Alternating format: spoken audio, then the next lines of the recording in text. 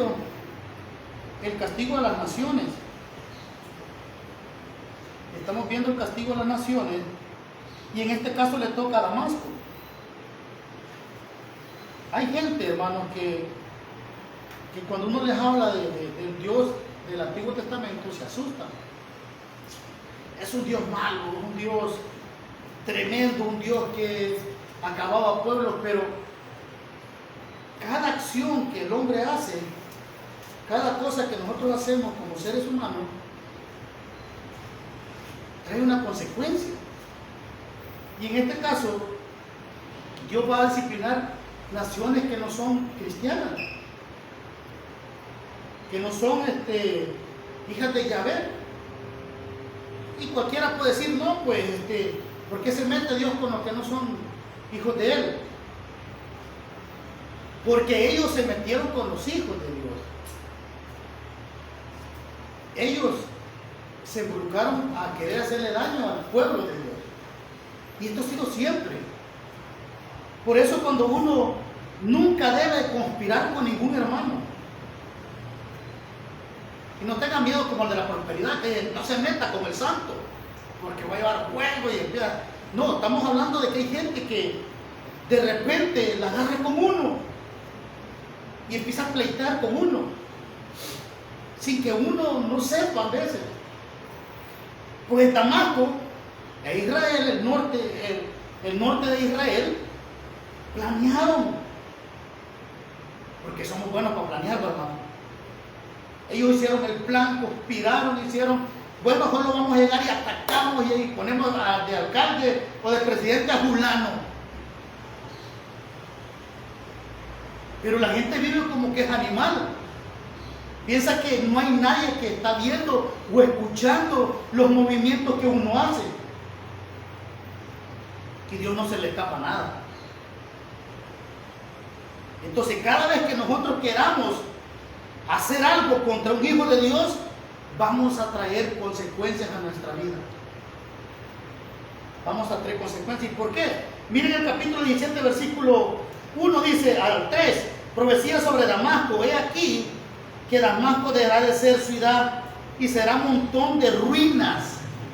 Damasco era una ciudad, hermano, del antiguo mundo, de las más bellas. Pero dice el versículo 2, y las ciudades de Aroer están desamparadas y majadas se convirtieron, dormirán ahí y no habrá quien los espante. Y cesará el socorro de Efraín y el reino de Damasco, y lo que queda de Siria será como gloria de los hijos de Israel, dice Jehová de los ejércitos. Dice Yahvé de los ejércitos. Podemos decir Yahvé Jireh. Entonces, pero esto trajo, la gente cuando ve esto, ¿viste a Dios? Se mete con la gente, deshace las cosas que construye el hombre. Pero miren, me gustaría que fuéramos a Segunda de Reyes, en el capítulo 15. Si alguien me ayuda a leer ahí, por favor. En Segunda de Reyes, que está después de Samuel, que leímos mucho nosotros, 15:9, en el versículo 9. Ahí vamos a ver la historia, cómo ellos conspiraron contra Judá, en silencio. ¿Por qué, hermanos? Muchas veces alguien conspira contra uno, probablemente por envidia, probablemente porque a usted no le cae bien su forma de ser. Algunos que se enojan con uno solo porque uno es alegre, otros se enojan con uno porque uno es enojado. Pero mi hermano, ¿por qué conspirar contra alguien porque no te ha hecho nada? Judá no le ha hecho nada ni a Israel, ni tampoco le ha hecho nada a Siria. Porque ellos conspiraron, hicieron este plan para atacar a Judá sin necesidad de nada. Versículo 9, ¿alguien lo encontró? Me lo lee en voz alta. 15:9 de Segunda de Reyes. Hizo lo malo ante los ojos de Jehová, como habían hecho sus padres. No se apartó de los pecados de Jeroboam, hijo de Natán, el que hizo pecar a Israel. Segunda de Reyes 15, ¿va? Perdón, hermano, el 29, por favor, discúlpenme ahí. El 29. Es por la lluvia, hermano. En los días de Pepa, rey de Israel, vino, yo no sé lo pone, rey de los asirios, y tomó a Sihón, a Janoa, Ceder, Azor, Halal. Y lo último dice, y llevó cautivo a los asirios. Aquí ya se cumple la profecía de Isaías. Pero en el capítulo 16, ahí mismo, del versículo 9 hacia adelante, dice: y atendió el rey de Asiria, pues subió el rey de Asiria contra Damasco. Aquí cuando Judá se siente, miren cómo llegó el pleito tan grande. El norte de Israel se une con Asiria y hacen el plan para atacar a Judá, y Judá clama a los asirios, que hoy día es Irak. Clama, le dice, y aquel no pensó dos veces, hermano. Miren cómo dice ahí en el versículo, el capítulo 16, y atendió el rey de Asiria, pues subió el rey de Asiria contra Damasco y lo tomó y lo llevó cautivo a Serín. O sea que, en otras palabras, llega el rey de Judá, le dice: ayúdame, estoy amolado, échame la mano, esto me quieren atacar. Pero hermano, que usted como cristiano, ¿qué hubiera hecho? Fíjese que este rey lo que hubiera hecho era adorado a Jehová, y Jehová le hubiera dado la victoria, como sea. Pero él fue a tocar puertas, ¿qué? Al impío. Nos ha pasado a nosotros que necesitamos un favor y nosotros vestirnos del hermano porque sabemos que nos puede dar la espalda. Vamos y le tocamos la puerta al impío para pelear con mi hermano. Oiga bien, para pelear contra mi hermano. Por eso Pablo dijo: mire, porque van a juicio. Y empezó primero al norte, agarra a los impíos, los asirios, pero es que eran iguales. Porque allí el pueblo de Israel, el norte, era lo mismo que los paganos, hacían los mismos sacrificios. ¿Y quién lo hizo? Fue un rey, no me acuerdo cómo se llama, que se le metió la idea de decir: bueno, nos separamos de Judá y el pueblo está yendo cada vez a adorar a Jerusalén todos los años porque era ley de Dios. Y dice: va a ser que me los convenzan y me los dejen allá. Entonces, ¿saben qué mejor? Dijo: les voy a hacer el monte alto aquí. Y les puso sus diositos. Aquí adoren ustedes. Ese era el norte. Ya no adoraban a Yahvé. Pero porque se desviaron del Señor, entonces toman decisiones equivocadas. Cuando nosotros quitamos la mirada del Todopoderoso, del Rey de Reyes, entonces tomamos decisiones equivocadas y andamos lambiéndole a los impíos las patas para atacar a otro hermano. Y ellos fueron los del norte a Siria. Y Siria dijo: sí, yo voy contigo, y ponemos de alcalde a fulano de tal. Y ya tenían todo planeado. Y el de Judá, cuando se encontró amarrado, se fue para los asirios. Y los asirios no lo pensaron dos veces, se van y atacan a Damasco y se los llevan cautivos. Y los hermanos peleando entre ellos. Qué triste esto, ¿no? Conociendo la ley, conociendo al Dios Todopoderoso que te sacó de Egipto y les dijo: ámense unos con otros. Y encuentran pleito entre ellos mismos. ¿Pero por qué? Probablemente porque se envidiaban. Porque el ser humano siempre quiere poder. Aunque tenga dinero, quiere poder, quiere mantener a todos sumisos a él. Y entre más tiene el ser humano, más quiere.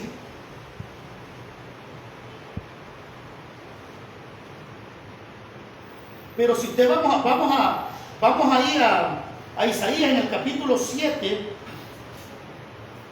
En el capítulo 7 ya lo vimos. cuando conspiró Israel del norte contra Judá, y Jehová lo iba a defender. No necesitaba ir a pedirle ayuda a los asirios, no necesitaba. Dios ya le ha dado la victoria, pero como muchas veces somos soberbios y desesperados para esperar la voluntad de Dios, entonces se fue a los asirios. Mire, hermano, y mire cuál es la consecuencia ahí en el capítulo 17, cuál es la consecuencia de que este hombre fuera a los asirios. Mire cómo quedaron estas ciudades. Mire cómo quedaron sus hermanos. Sus hermanos. ¿Cómo quedaron? Miren cómo dice Damasco, primero quedan con Damasco. He aquí que Damasco dejará de ser y será un montón de ¿qué? Ruinas. Y si lo volvemos a la vida espiritual de nosotros, cuando nosotros estamos en pruebas, en dificultades y nos separamos de la voluntad de Dios, lo que ven la gente en nosotros son ruinas. Ruinas. Hay gente que dice, yo creo que ese no es cristiano o esa no es cristiana. Iba a quedar totalmente en la desgracia.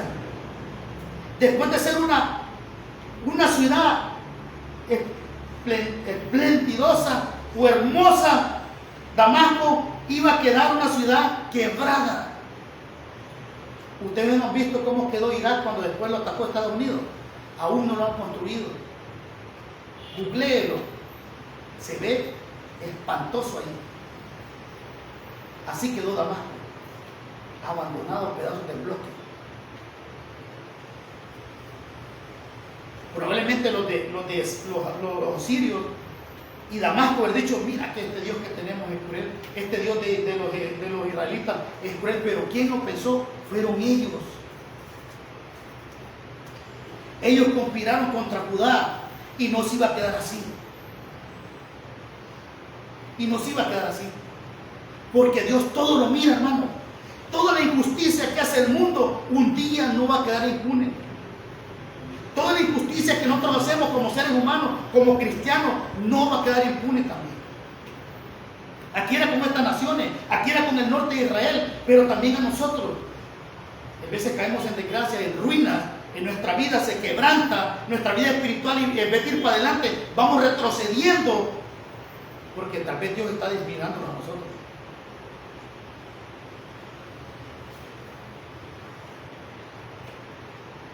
Pero Damasco queda destruida. Pero no solo eso, sino dicen que la ciudad también, Aroer, esta ciudad queda desamparada. Hermano, quedar en ruinas es algo difícil, pero quedar desamparado es más difícil.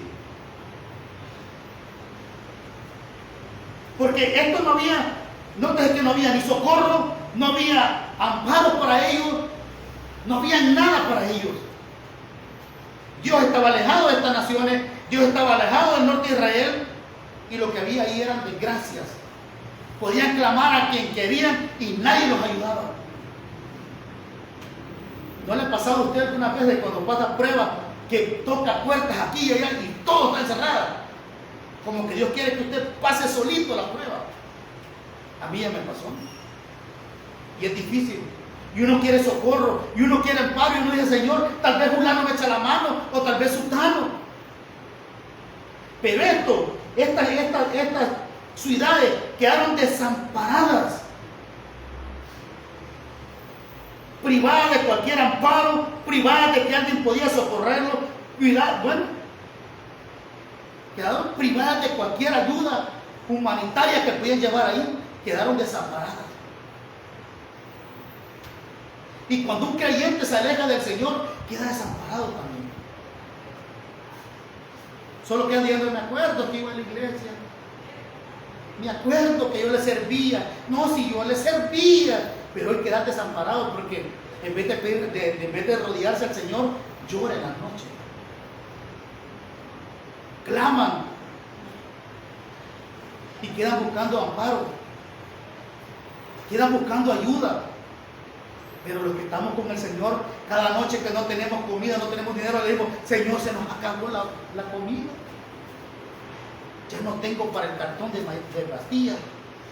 Y ahora, Señor, tenemos un amparo. Y el amparo viene de arriba para los cristianos.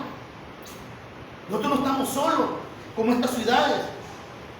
Nosotros tenemos que nos socorra cada día, cada día de que va pasando en esta humanidad, tenemos que nos ampare.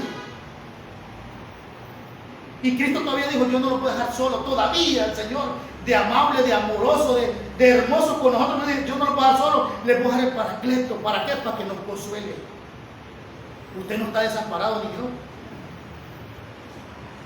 Lo que pasa es que no le buscamos. Pero estas ciudades querían ayuda, ayuda. No había. Por eso antes de que nosotros actuemos en cualquier situación de la vida, debemos de analizar lo que vamos a hacer. Porque estos no pensaron en ningún momento que les iba a venir la ruina, porque tenían una subgloria ahí en las ciudades, unas ciudades que había mucho trabajo, como Estados Unidos, que todo el mundo quiere ir. Ahí eran esos lugares, ahí pasaba el comercio, pero se les vino abajo. Y cuando uno tiene, hermanos, montones de bendiciones, se vuelve soberbio. Ya no le da la mano al hermano, que te bendiga. Pues estas ciudades eran así, pero no que iban a quedar desamparadas. Y no solo eso, ¿cómo iban a quedar? Para que llegaran los pastores a pastorear sus animales. Después que eran unas ciudades que pasaban los caballos con sus carretas, en ese es un lujo. Después que eran unas ciudades que había el mejor lino, las pasarelas, iban a modelar caballos, iban a ir las ovejas, iban a ir los cabros a pastorear ahí. Y por eso no hay nadie que los espante, porque no había gente. Abandonado todo aquello, abandonado, en una ruina total. Imagina usted que después Chapetí, que estar un montón de casas lujosas, después que ahí crezca monte y que se queden los pastores pastoreando toda la noche y no tengan miedo porque no pasa nada. Aquello solo. Quedaron en ruinas. Pero quedaban, dice ahí en el versículo 2, dice, y hará ese desamparado en majada y se convertirán en majada, o sea, se convertirán en potreros, en pastizales, después de ser unas ciudades importantes. Ya se imagina usted, no sé si ha visto videos de Las Vegas. Yo estuve en Las Vegas, unos edificios y toda la noche camina gente para arriba y para abajo, y hay una calle, hermano, como de unos 10 kilómetros más, que uno puede andar tomando esa calle libre, que puede andar con la cerveza y andar con su mujer y hacer todo lo que usted quiera. Imagine que después de que pase el rato de la iglesia, quede para que los animales vivan. ¿Y dónde está el orgullo de las ciudades estas? ¿Dónde está? ¿Dónde está tu gloria? Damasco, aquella ciudad, y esas ciudades eran hermosas. Ahora lo que los ocupan son animales. Pero no se les ocurrió que en el futuro Dios tenía preparado esto para ellos. Y a veces nosotros hacemos cosas en el mundo, hermano, como cristianos se nos olvida que no hay un Dios. Y con esto estoy diciendo que Dios lo caja disciplinando cada rato. No, pero muchas veces, cuando vienen las pruebas en nuestra vida, muchas veces son porque hemos portado mal, otras veces para que Dios nos quiera fortalecer. No siempre la prueba es por pecado. Pero esto sí era por el pecado de haber conspirado contra Judá. Ahora dice en el versículo, y quedarán convertidos y dormirán allí y no habrá quien los espante. En otras palabras, estarán tranquilos los animales, no habrá que le digan, váyanse de aquí, como en las ciudades, ¿no? Andan los chanchitos, los perros, no vayan, fuera. No había quien, porque eran pastos, no había gente. Se los llevaron por los asirios, se los llevaron todito, se los llevaron. Y hermano, y allí eran crueles. Bueno, nosotros vimos a Sansón, cómo le sacaron los ojos. A los esclavos los maltrataban. no tenían ley. Pues ahí se los llevaron para los asirios, por ver conspirado contra Judá. Pero no solo eso ahí, pero había otro involucrado en esta conspiración. Era el norte de Israel, Efraín, Samaria. Todos ellos estaban conspirando. Vamos a conspirar para, es que no nos gusta ese presidente, saquémoslo. Y realmente era malo. Ese rey que estaba en ese entonces era malo. Pero ¿quién lo había dado? ¿Quién lo había puesto? Dios. Y Dios lo iba a quitar. Y Dios se lo iba a quitar. Tarde o temprano lo iba a quitar, pero ellos querían ayudarle a Dios. Vamos a ayudarle al Señor, porque bueno, se está tardando mucho en la justicia. Porque hay veces que la justicia de Dios tarda, y el hombre es rápido. Pero miren cómo dice en el versículo 3: y cesará el socorro de Efraín. ¿Qué le iba a pasar a Efraín? Ayuda. Te dice socorro porque está en dificultades. En otras palabras, te vas a estar ahogando y no va a haber nadie que te tire, que sea una pita o una rama o que alguien te saque. Vas a estar en angustia y no va a haber quien te apoye, que te dé ayuda, que te haga un favor. Tan desamparados quedaron que no había ni quien les echara la mano. Porque si nos ponemos a pensar como piensa Dios, el que pone el querer en las personas de ayudar a los demás es Dios. Y Dios les puso a las otras naciones, no les ayude. Que no encuentren socorro, que pasen esta prueba porque tienen que pasarla. Y dice ahí, cesará el socorro. En otras palabras, finalizará la ayuda. Faltará la ayuda para Israel, para Efraín, para el norte. No habrá quien le ayude, no habrá quien le lleve agua, no habrá quien le lleve comida, no habrá quien les dé socorro en sus casas, como cuando andaban los guerrilleros y los metían a la casa. No habrá eso tampoco. Pero nosotros no estamos desamparados, hermano. Y esto es lo que me encanta a mí. Eso es lo que me gusta ser cristiano, amigo. No sé usted, pero nosotros cada vez que doblamos las rodillas o nos ponemos en nuestra cama, estamos en la hamaca orando y le digo, Señor, ampáranos, socórranos, que viene la vida del Señor. Y pone el querer en los demás, que nos echen la mano. Pero Efraín iba a tener eso. Sino que Efraín iba a quedar, dice, y el reino de Damasco y los reyes de Damasco no volverán a ser reyes. Se los llevaron también. Se los llevaron para Siria. Efraín se iba a perder, no iba al socorro. Y los que quedaran en Damasco, miren el versículo, en la parte última del versículo, y los que queden de Siria, los vamos a dejar para Israel, esclavos también. Vaya.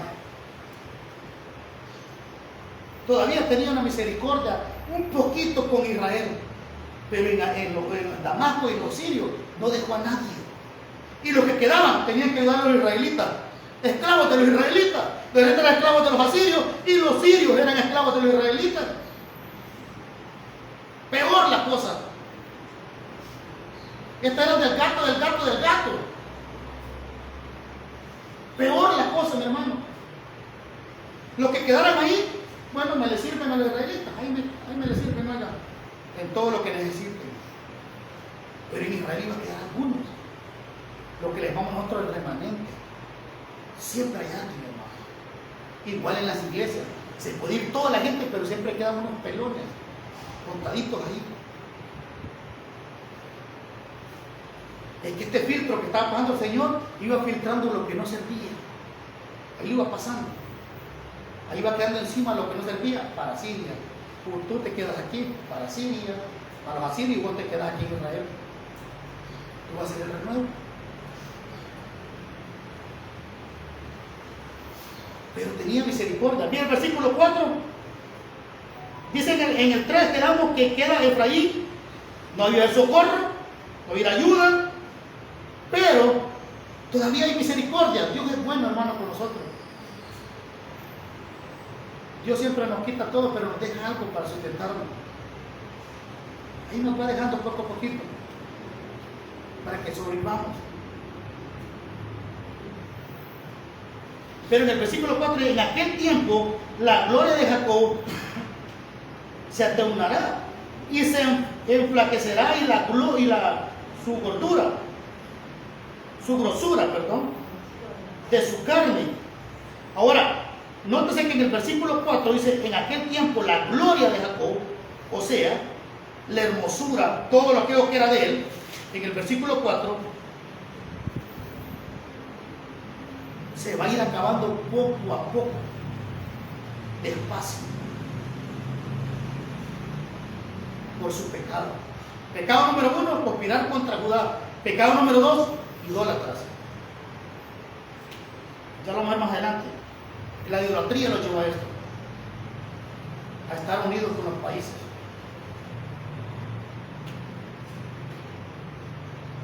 Estar con ellos ahí. Y esto, por tener amistad con los idólatras, salieron adorando en los lugares altos y salieron adorando al dios Sol y mucha idolatría. Pero ir disminuyendo, perdiendo poco a poco su orgullo y su gloria en su ciudad de Samaria. Y no solo eso, sino que iba a ir perdiendo, cuando dice enflaquecerá la grosura de su carne, significa que todas las ciudades fortificadas, todas aquellas ciudades que tenían, lo vimos ahí en Jueces, que hacían muros de 3 metros de ancho y andaban alrededor de eso, era la defensa de eso, era el orgullo de ellos. No existirá eso para ellos jamás. Todo ese orgullo que ellos tenían de las ciudades y de esos grandes murallas que tenían, que decía aquí no pasa nadie, se terminaron. Sino que muchas veces uno se siente orgulloso de él. Y ellos se sentían orgullosos por ser Israel del norte. Orgullosísimos. Porque tenían unas ciudades fortificadas. Pero todo lo que es material se termina. Se acaba. Todo lo que depende de lo material, un día van a dar lástima. Porque se termina. Se arruina, se acaba. Pero los que dependemos de algo inmaterial, que es nuestro Señor Jesucristo, que es nuestra muralla, es nuestro sustento, permaneceremos para siempre. Si no en esta vida, en otra. Pero permaneceremos. Y nos sentimos orgullosos de ser hijos de Él. Y no con soberbia, sino orgullosos porque con su gracia nos tomó, nos abrazó, íbamos a un lugar rumbo al infierno, nos saca de ahí, nos pone en una posición hijos de Él. Él nos va a sustentar mientras estemos en esta tierra. No estamos pensando, tenemos un presidente excelente, o me vuelvo a Estados Unidos porque allá la vida es mejor. Donde te vayas, papá, si no tienes a Dios, todo se acaba. El futuro de mis hijos está en el norte. ¿Quién te dijo eso? El futuro de los niños es el Señor, el Todopoderoso. Si Él quiere, los puede bendecir donde Él esté. Donde Él esté. No, yo lo voy a mandar por Estados Unidos porque allá el estudio es mejor. Aquí hay gente que tiene más dinero que los de allá y estudiaron en lo público. No depende de donde estés, depende cuánto Dios te quiera dar y cuánto tú le sigues y confías en Él. Entonces, el orgullo y la grosura se va a ir enflaqueciendo, como cuando usted ve un animal que va de mal en peor. Así va la gloria del norte de Israel. Poco a poco se iba muriendo su orgullo. ¿Y para qué, mi hermano? Para que reflexionaran que le han pagado mal al Señor, que le han fallado. El Señor iba como cuando uno va socando un tornillo con un desarmador y va poco a poco hasta que va socando, así los iba socando hasta que llegara al punto de que ellos dijeran, ya no aguantamos, queremos ayuda, ya no queremos llamar, estamos sufriendo demasiado. Ahí nos lleva el Señor muchas veces. Pero me pregunto, hermanos, ¿para qué llegar hasta ese punto que el Señor nos deje tirado en la lona, tirado en el piso, en vez de hacerle caso mejor voluntariamente? Iba cada día iba más y más su gloria decayendo. Cada día más. Y así nos trajo a nosotros. Y yo me admiro en mi vida. ¿Sabes que yo antes, hermano, no me gustaba que nadie me regalara nada? Yo decía, Dios me dio manos para trabajar y todo lo que tengo me lo voy a ganar. Pues el Señor me quitó todo en Canadá. Solo el abogado llevó casi $15,000 y no me ayudó en nada. El Señor me está enseñando que Él me iba a dar poco a poco. Y me quedé sin trabajo, sin social, sin dinero, sin nada. Y yo tenía 2 cuentas, una para pagar alquiler y otra para ahorro. El Señor me lo quitó todo. Te voy a enseñar, me dijo, para que aprendas a confiar en mí. Y me fue llevando poco a poco. Lo mismo que Israel me fue llevando a tal manera hasta que yo levanté mi cabeza y dije, Señor, yo solo no puedo, necesito de ti. Y empecé, hermano, a ver la gloria de Dios. Cuando Sara nació, esta niña que está ahí, no compramos ropa. Toda la llevaron nueva. Los hermanos. Yo no tenía dinero, pero tenía el dueño de todo lo que es del universo, de la plata, del oro, y él me dijo, te voy a enseñar a que puedas depender de mí. Israel no quería. Pues te voy a ir enflaqueciendo poco a poco, le dijo. Poco a poco lo llevó, a tal manera que cuando llegan los asirios, mire, en el 5, y les dice, mire cómo va a ser cuando lleguen a invadirlo, le dice. Será como cuando el segador recoge la mies. Es como los asirios iban a llegar al norte a recoger lo que había, lo mejor, y a matarlo, que como cuando usted anda, bueno, le voy a poner, porque no me va a entender si le digo trigo. Bueno, ni yo tampoco entiendo porque nunca he visto cómo hacían que era el trigo, pero he visto cómo hacían el maíz. La gente va a estar picando y son montones de gente por un lado y por otro tirando un montón. Porque están recogiendo su grano.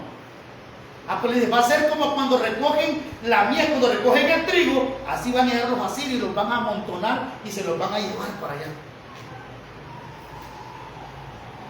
Ellos entendieron correctamente, porque cuando alguien iba a recoger el trigo, no llevaba ni 3 ni 5 trabajadores, llevaba hasta 100. Y agarraban los surcos, hermano, iban un corte parejo. Cuando Siria llegó, entró un corte parejo a invadir esa tierra y a matar y a hacer lo que ellos quisieron con ellos. Así como cuando el Señor dijo, la mies es mucho. Así entraron. Así va a ser, les dijo. Ellos cuando escucharon esto, me imagino que entendieron. Allí me era arrodillado yo, hermano, he dicho, Señor, yo no quiero estar en ese momento. Pero ellos no hicieron nada. Así somos los seres humanos. Se nos olvida. Entonces será como cuando llegue y saque la mies, te diga. Y llegue ese ejército por millares. No cree, hermano, que andaban 5,000, no. Si solo había grupos de 5,000, de 6,000, los mínimos, que entraron a la ciudad. Y ellos entendieron. ¿Se imagina el temor que ellos tuvieron cuando escucharon esta profecía? Si nosotros nos asustamos, ¿qué le va a pasar a la gente en Apocalipsis? Y que no vamos a estar ahí. Yo me pongo a pensar, hermano, ¿será que van a haber familiares de nosotros ahí en Apocalipsis? Por no creernos a nosotros. Y el Señor también va a meter la voz. Pero no solo eso, sino que les dice, y con su brazo segará las espigas, y será también como cuando se segará espigas en el valle de Refaín. Este valle era un valle bendecido, ahí todo pegaba, hermano, y pegaba en gran manera. Entonces cuando iban los trabajadores a recoger el grano, se miraban aquello hermoso, aquellos hombres trabajando, arrancando espigas, se las ponían en las manos. Era un valle bendecido, el valle de los gigantes le llaman, está al norte de Israel, ve de Jerusalén, a 5 kilómetros de Belén. Algunos piensan que este fue donde encontraron las uvas, pero no lo dice la Biblia. Que entre 5 llevaron un racimito de uva. Ahí vivían los gigantes. Pero a la idea que Dios va a ser como cuando cortan ahí en el valle, como allí bendecido, ahí se miraba el trigo hermoso. Así va a serles cuando lleguen los asirios y empiecen a atacarlos, empiecen a caerles por todos lados. Ustedes van a ser las espigas y aquellos van a ser los segadores. ¿Se imagina usted sin un machete, sin nada, que él entre a su casa, que entren 5 y usted solo? ¿Cómo lo detiene?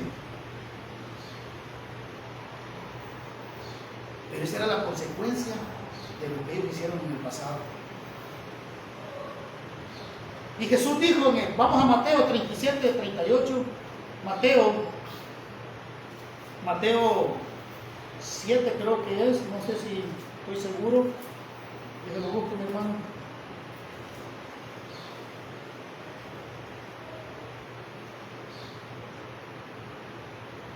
Es en Mateo. Si alguien me ayuda ahí, lo andaba anotado, pero creo que lo anoté mal. Nos dice el Señor, la mies es mucha, pero pocos son los obreros. El Señor puso una idea ahí.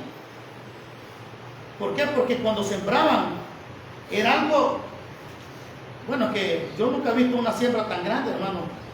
Solo cuando iba entrando a Canadá. Dice la mies es mucha en Mateo, no sé si en Mateo, no apunté solo apunté el versículo.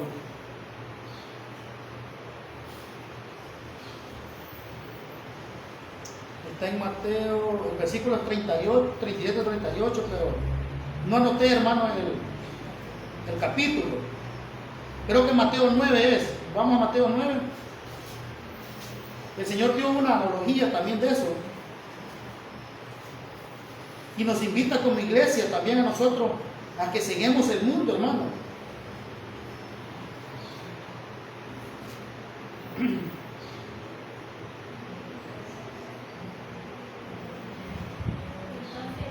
Entonces 33 y 32.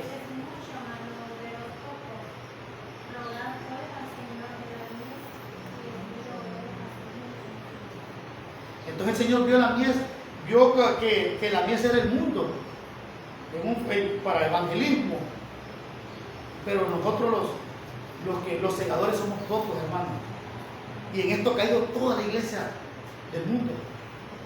La mayoría de iglesias lo que quieren hacer grupitos de 20, 30 y no predicar el evangelio, sino solo estar ahí, a estar acompañados, sentirse en calor de hermandad, pero no les gusta salir a predicar el evangelio. Pues el Señor dio una idea, como que decir, mire, la mies es mucha, pero pocos obreros, porque para cortar la mies necesita mucha gente, muchos obreros, muchos. Y nosotros aquí en la iglesia somos como aproximadamente unos 100, pero obreros somos pocos. Y Chapeltique es muy grande, y sus alrededores.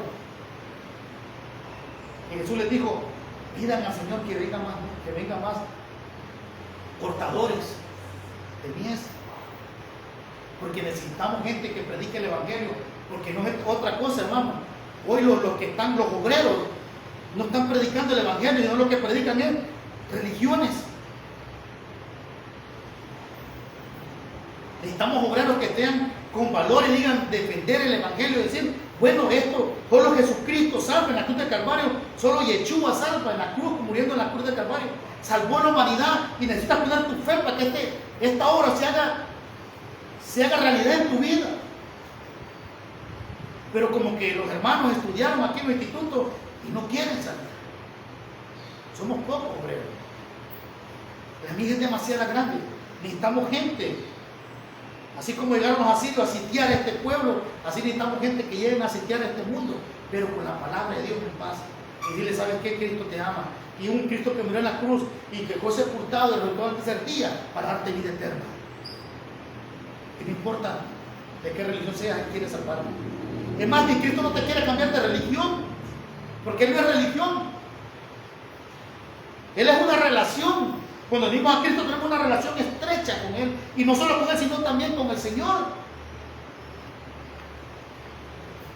No sé por qué los hermanos no se motivan a querer salir al mundo, a cortar las espigas. Y hoy es tiempo, porque hoy ya estamos viendo cerca la venida del Señor, y pronto el Señor va a meter su voz y ya no va a haber tiempo para eso. Una vez Cristo apareciendo por segunda vez en los aires, hermano, cuando venga con su iglesia, que ahí no hay esperanza. Pero ahorita hay esperanza. Entonces le dice, así como cuando viene el segador, así te van a quedar los asirios. Versículo 6. Y dice, así como cortaban en el valle Refaín. Y dice el versículo 6, y quedará en él rebusco. ¿Saben qué es esto, hermano? Ustedes no son agricultores. En Honduras le decimos rebusca. Bueno, pasan cortando, doblando el maíz. El días antes doblan el maíz. Ya cuando está seco, pasan a traspicarlo y lo van tirando los montones. Ya son unos montones inmensos. Después de eso, llega la máquina a molerlo y sacan los sacos. Después de eso, queda la rebusca. Porque hay trabajadores haraganes, ¿no?, que no van parejo y van dejando mazorca. Entonces se la rebusca. Entonces uno agarra un saco y anda buscando todas las mazorcas. Ahí los trabajadores ven las chiquitillas, no las agarran, las dejan. Entonces se la rebusca. Y es lícito hacer eso. Usted puede ir al dueño, ¿puedo rebuscarme en tu terreno? Y él dice, pasa. Yo ya agarré mi mies y vos dale. Entonces iban a quedar unos ahí rebuscones. Iban a quedar unos cuantos pelones ahí en Israel. Imagínense, después de ser millones de personas, quedaron unos cuantos peloncitos. Así. Eso iban a hacer. Eso iban a hacer los que se iban a levantar de nuevo a servirle al Señor. Esos quedaron ahí. Ese filtro fue bien pasado, hermano.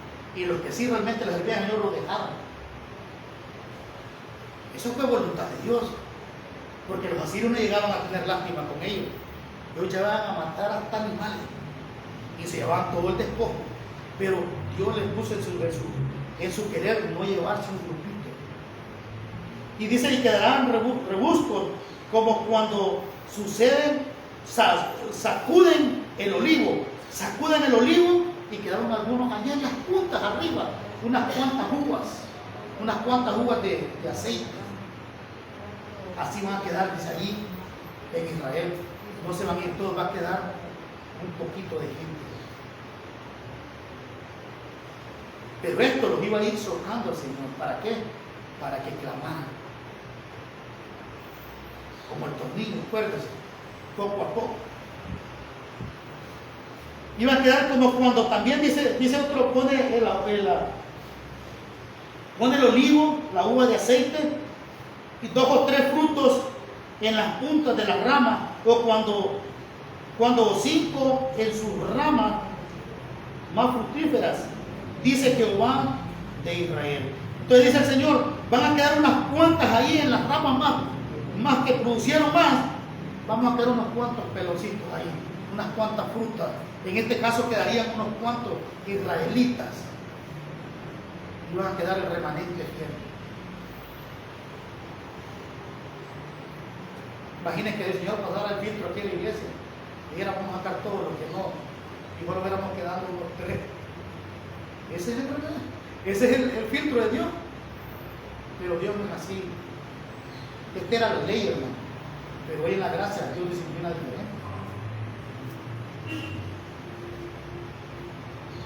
Le queden unos cuantos.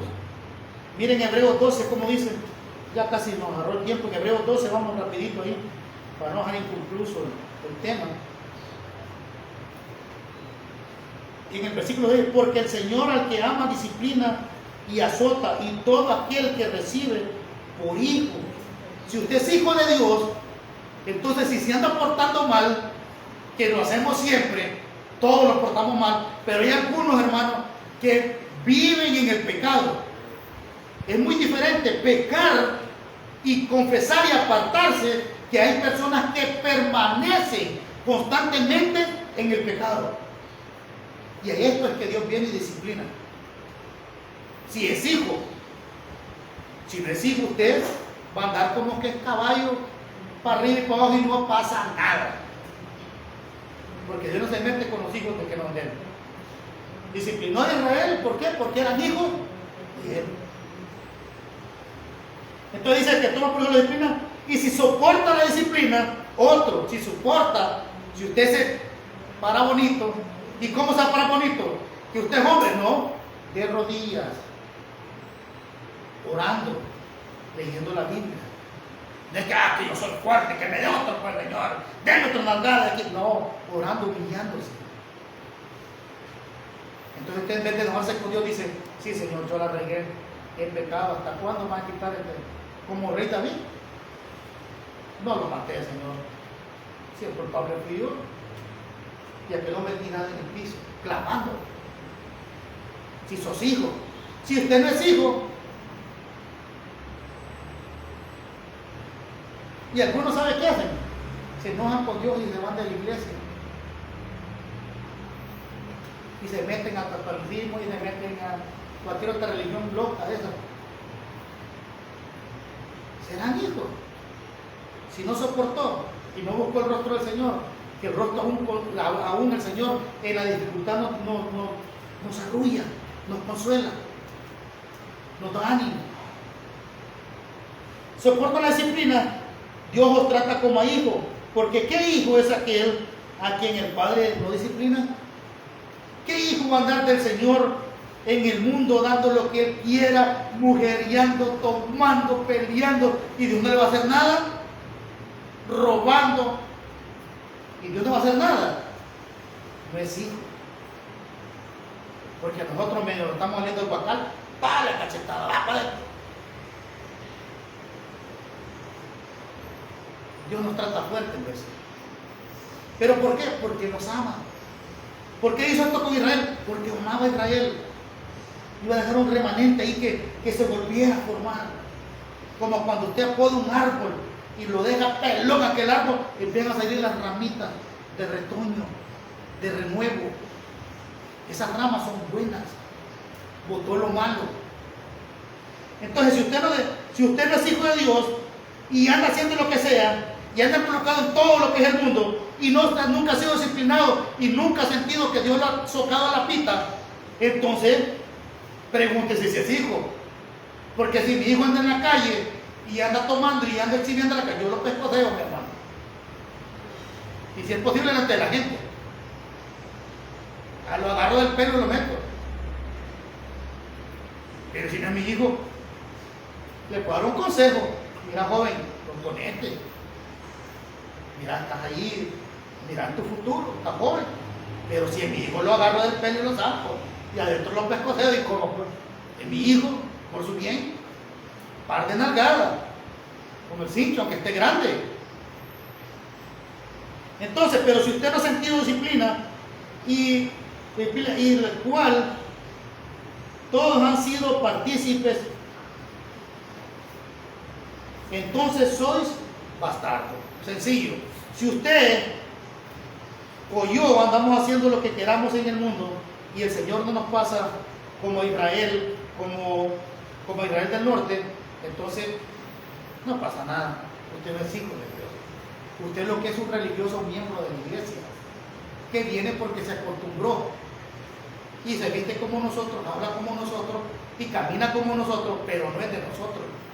Porque nosotros, cuando nos vayamos al Señor, el Señor nos pega unas arrastradas, se nos enferma el niño, cae la mujer, después el negocio se baja y luego las finanzas caen. ¿Y qué está pasando? Pues estás en pecado, confesar la espalda. Y después viene el Señor, a sacar los renuevos, las ramitas nuevas, los retoños de nuestra vida.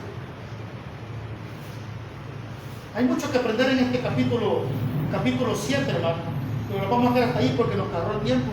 Y no creo que ustedes me quieran estar escuchando hasta las 6 de la tarde. Entonces, ¿qué aprendemos? Damasco y el norte de Israel quedaron en desgracia solo por conspirar con los hijos de Dios. Y otro pecado que ellos tienen, que lo vamos a ver Más adelante, en el versículo 7 hacia adelante, el que va a seguir, lo va a decir que fue la idolatría. Y todo esto que quedaron ahí, estos peloncitos, estas uvitas, estos olivos que sacudieron y no se cayeron, estos van a empezar a clamar, a gemirle a Dios para que los rescate y los deje libres. Pero yo me preocupo cuando hay muchos hermanos enfermos. Yo le clamo a Dios cada día, donde sea que hable, Señor, ten misericordia de nosotros, ten piedad. Porque le fallamos constantemente, Señor. Unas veces consciente, otras veces inconsciente. Pero también que aprendemos hasta aquí, que el Señor iba quitándole la majestad o la gloria o los lugares fortificados a Israel poco a poco. ¿Para llevarlo a qué? A que ellos reconocieran que eran pecados contra Dios. Lo mismo nos pasa a nosotros. Cuando el Señor nos disciplina y todos al contorno nuestro nos va mal, y hasta a la gente le caemos mal en ese entonces venimos, Señor, algo está pasando en mi vida. Necesito confesarme, Señor. Y dame la fuerza para apartarme. Porque hay pecados, hermano, que cuesta dejarlos. Cuesta dejarlos. Pero dile, Señor, ayúdame. ¿Qué aprendemos entonces? Que nosotros no dependemos de lo material. No dependemos como Israel de las murallas, sino dependemos del Rey de Reyes, del Señor de Reyes. Nosotros no estamos desamparados, hermano. Nosotros tenemos amparo en el Señor y socorro y oportuno socorro cada vez que nosotros vamos de rodillas a Él. Cada vez que clamamos y le digo, Señor, necesito tu ayuda, necesito que me socorra. Me estoy ahogando en esta angustia. Ayúdame. Vienen y nos sacan. Pero tenemos que ser sabios y clamar. Entonces Israel va a llegar a un punto que va a tener que volver a los pies del Señor a clamar. Y en el futuro vamos a ver a Israel convertido. Y la iglesia lo va a ver cuando llegamos con Cristo. Vamos a orar. Gracias te damos, Señor, por tu palabra. Señor, sabemos que tú eres nuestro amparo, tú eres nuestro socorro. Y sabemos, Señor, que te fallamos constantemente. Somos como orgullosos, como Damasco, como Israel, que hacemos cosas que no son correctas delante de ti, Señor, y que planeamos algunas veces cuestiones sin tomarte a cuenta a ti, que tú todo lo miras, todo lo ves, todo lo conoces. Señor, ayúdanos. Échanos la mano, Padre. Abba, que tú nos ayudes como congregación. Señor, sabemos que somos pecadores y nuestra naturaleza pecaminosa muchas veces nos gana la batalla y cometemos pecados, Señor.